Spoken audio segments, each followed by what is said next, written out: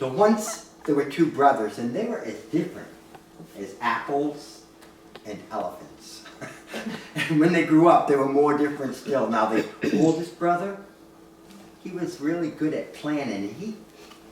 There's nothing wrong with planning, but he planned things to death. And most of what he planned to do was make a lot of money. So he made a lot of money, but he didn't have much fun. And the second brother, the younger brother, he was really good at sharing. And, well, some people, mostly his brother, said that he shared more than he had, but he only shared what was his, so that couldn't be true, right? And he didn't make much money, but he had lots of fun. And his lady said to him that he would read aloud to her on lazy Sunday afternoons and by a fire on a cold winter's night. Then he'd wrap his arms around her, even in public sometimes.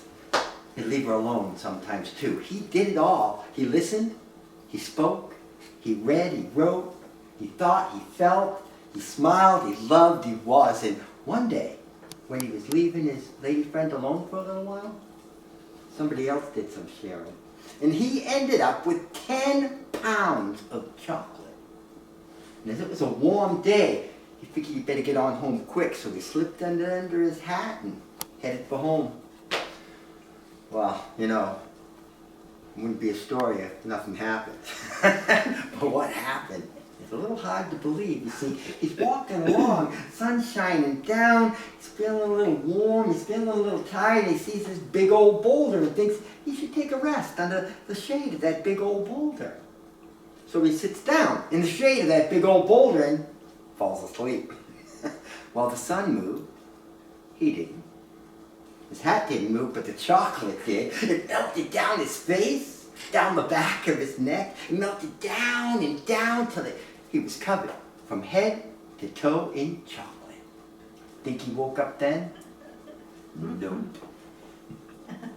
Well, the sun went down and the moon came up, and that warm day turned into a cold night. Chocolate hardened up. Yeah, and then he's sitting there like a chocolate Santa Claus. Think he woke up then? Nope.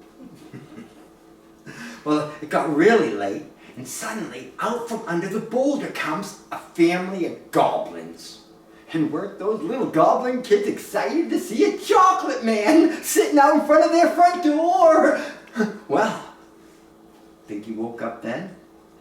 Yep, but he didn't move, because that chocolate and fear held him still. Well, the goblin mama, she says, "No chocolate before supper!" So they picked him up and they carried him into the goblin house. Well, they went off to find some supper. Luckily for that second brother, that younger brother, the goblin house was nice and warm. Chocolate softened up. He got up and he ran home.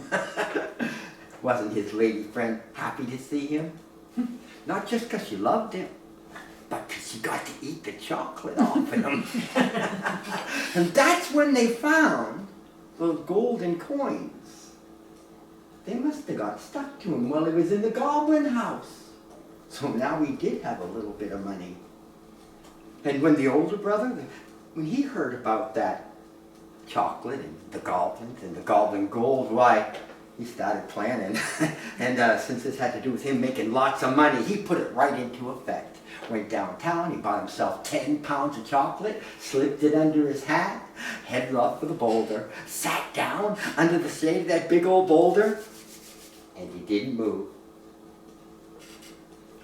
Well, the sun moved, he didn't move.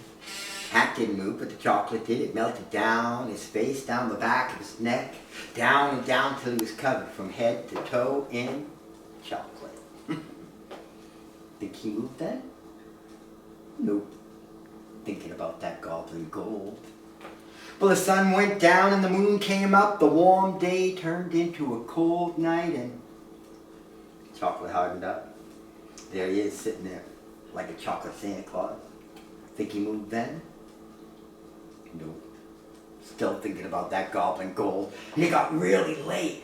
And out from under the boulder came that family of goblins. Weren't those little goblin kids excited to see a second chocolate man sitting out in front of their front door?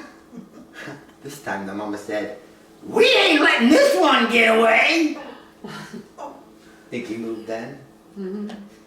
No, the chocolate was still hard as could be, and he was pretty scared. But that didn't last too long, because the first thing they did was bite off his head. Oh my goodness. The second brother, the younger brother, he lived happily ever after. And his lady said to him that he would read aloud to her on lazy Sunday afternoons and by a fire on a cold winter's night. That he'd wrap his arms around her, even in public sometimes. Leave her alone sometimes too. He did it all.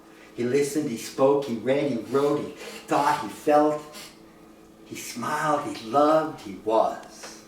And once in a while, he brought his lady home some chocolate. The Chocolate Man. I hope you enjoyed it.